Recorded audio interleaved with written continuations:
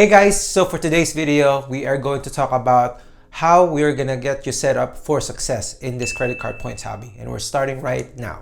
So when you're doing this credit card points hobby, you are dealing with a lot of credit cards. So planning and managing all of them is very important. Before that, you need to make sure you have a certain level of personal finance. So I highly recommend reading books about personal finance and also paying your debt first before taking on this credit card hobby.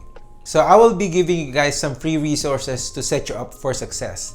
And one of them is a free Google Sheet on how you track your personal expenses. Number two, the credit card pointers app. The reason why I like this app is because you can track all of your cards and also your player 2 or your spouse's card. I will be talking more about player 2 in the later videos. Also, it will help you track your 524 status with Chase. More on this again on the future videos. It will also help you track all the annual fees and if they are due for renewals each year. I would recommend downloading the credit card pointers app and try getting a free account first and see if it works out for you.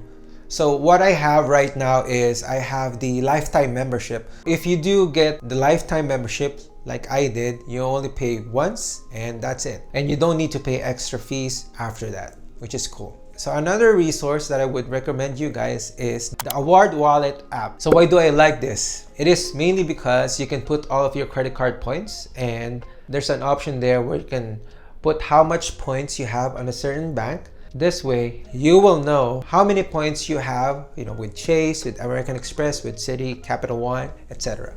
The credit card pointers app, it doesn't have that feature, but with Award Wallet, it will help you track all your points.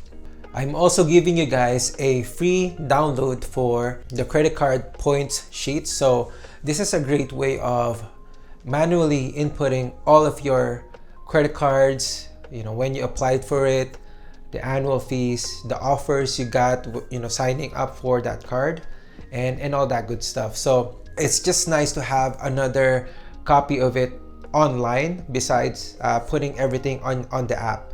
So just in case something happens, you can just reference again on the credit card points sheet and make sure to check all of your credit card applications that you've done in the past and also in the future. Last but not least, I wanted to talk about the Empower app. So with this app, it is a great way of tracking all of your personal and business expenses. Empower also help you track your net worth. So the great thing I like about this app is it also lets me know once an annual fee has been posted on my account. It's just another way of getting notification, besides the credit card pointers app that I told you a few seconds ago. So that way, once I see that annual fee post, it'll let me know if I wanted to keep that card or not. So I have another video that talks about retention offers or what you'll do once an annual fee posts in your account. So make sure to check that out in a later video.